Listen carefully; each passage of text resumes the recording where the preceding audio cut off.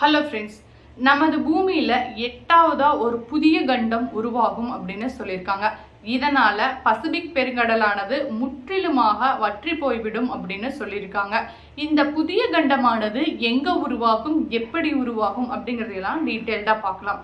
நம்ம வாழ்ற பூமி எப்போ உருவாச்சு, இப்போ அதுல என்னென்ன மாற்றங்கள் நடந்துட்டு இருக்கு, இனி ஃபியூச்சர்ல என்ன ஆகும் அப்படிங்கிற பத்தின ஸ்டடீஸ் உலகம் முழுவதுமே நடந்து கொண்டுதான் இருக்கு. இதை பற்றின ஸ்டடீஸில் சீனா அண்ட் ஆஸ்திரேலியாவை சேர்ந்த விஞ்ஞானிகள் ஈடுபட்டிருக்காங்க. இதுக்கு அவங்க சூப்பர் கம்ப்யூட்டரை யூஸ் பண்ணி இந்த மாடலில் ஒரு முடிவையும் கண்டுபிடிச்சிருக்காங்க. அது என்ன அப்படின்னா, இன்னும் ஒரு 200 மில்லியன் ஆண்டுகளில் இந்த பூமியில் எட்டாவதா மிகப்பெரிய ஒரு சூப்பர் கண்டம் உருவாகும் அப்படின்னு சொல்லியிருக்காங்க. இதனால இப்போவே நம்மளோட பசிபிக் பெருங்கடலானது படிப்படியாக வற்ற தொடங்கியிருக்கும் நிலையில் இன்னொரு 200 மில்லியன் இயர்ஸில் சுற்றமாக வற்றிவிடும் அப்படின்னு சொல்லியிருக்காங்க. இதனால பூமியில மேற்பரப்புல டெக்டோனிக் தகடுகள் அப்படின்னு சொல்லிட்டு ஒரு தகடுகள் இருக்கும். இந்த தகடுகள் என்ன பண்ணும் அப்படின்னா, நம்ம பூமியில பாறைகள், மலைகள், பள்ளங்கள் உருவாகிறதுக்கு காரணமான ஒரு முக்கியமான பிளேட். இந்த பிளேட் அந்த இடத்துல நகரும் போது இன்னொரு புதிய கண்டம் உருவாகும் அப்படின்னு சொல்லியிருக்காங்க. இந்த அமைப்பு பூமியோட புவியியலையே மொத்தமாக மாற்றும் அப்படின்னு சொல்லியிருக்காங்க.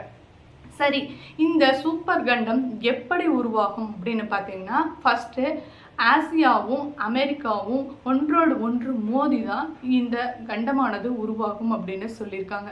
முதல்ல இதனால உருவாகிற இந்த கண்டத்துக்கு அமாசியா அப்படின்னு நேம் பண்ணியிருக்காங்க. ஸோ இந்த நிகழ்வுல பார்த்தீங்கன்னா ஆஸ்திரேலியா அப்படிங்கிறதும் ஒரு முக்கியமான பங்கு வகிக்குது. ஃபர்ஸ்ட் ஆஸ்திரேலியா தான் இந்த ஆசியா மேலே மோதும். அப்படி மோதும் போது இந்த பசிபிக் பெருங்கடலானது முற்றிலுமாக மூடப்பட்டுவிடும். அதுக்கப்புறமா தான் அமெரிக்கா ஆசியா கூட மோதும் போது ஒரு புதிய கண்டம் பசிபிக் பெருங்கடல் இருந்த இடத்துல உருவாகும் அப்படின்னு சொல்லியிருக்காங்க. ஸோ இதுதான் இந்த மிகப்பெரிய மாற்றத்திற்கான காரணம் அப்படின்னு சொல்லியிருக்காங்க. இது இப்படி நடக்குது அப்படின்னு பார்த்தீங்கன்னா, ஒரு நம்ம பூமி உருவாகி ஒரு 4.5 பில்லியன் ஆண்டுகள் இருக்கும் அப்படின்னு சொல்றாங்க. இதுல ஒரு 2 பில்லியன் ஆண்டுகளுக்கு முன்னாடி உருவான ரிசர்ச் எல்லாம் ஸ்டடி பண்ணும்போது ஒவ்வொரு 600 மில்லியன் ஆண்டுகளுக்கு ஒரு முறையும் 2 கண்டங்கள் ஒன்றோடு ஒன்று மோதி சூப்பர் கண்டம் உருவாகும் அல்லது உடைந்து ஒரு புதிய கண்டம் உருவாகும் அப்படின்னு சொல்லியிருக்காங்க. இந்த நிகழ்வு தான் தொடர்ச்சியாக நடந்துகிட்டே இருக்கு. இதை வச்சு பார்க்கும்போது தான் இன்னொரு 200 மில்லியன் இயர்ஸ்ல ஒரு புதிய கண்டம் உருவாகும் அப்படிங்கிறத கணிச்சிருக்காங்க.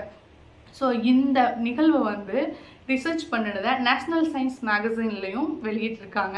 இதை பற்றி அவங்க என்ன சொல்கிறாங்க அப்படின்னா, இந்த ஸ்டடி இந்த பூமியில் இனி ஒரு கொஞ்ச நாள் மில்லியன் கணக்கான வருடங்கள் கழித்து என்ன நடக்கும் அப்படிங்கிறத ஒரு நம்மளுக்கு தெளிவான புரிதலை கொடுத்துருக்கு அப்படின்னு சொல்லியிருக்காங்க.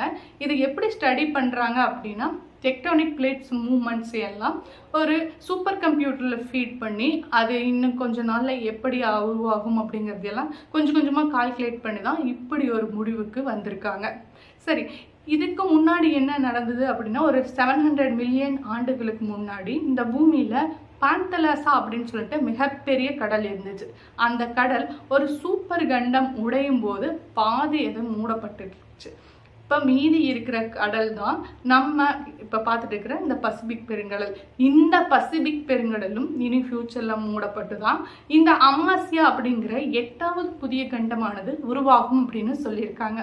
இந்த 8வதா ஒரு புதிய கண்டம் உருவாவதை பற்றி நீங்கள் என்ன நினைக்கிறீங்க அப்படிங்கிறத கமெண்ட்ஸில் லீவ் பண்ணுங்கள்.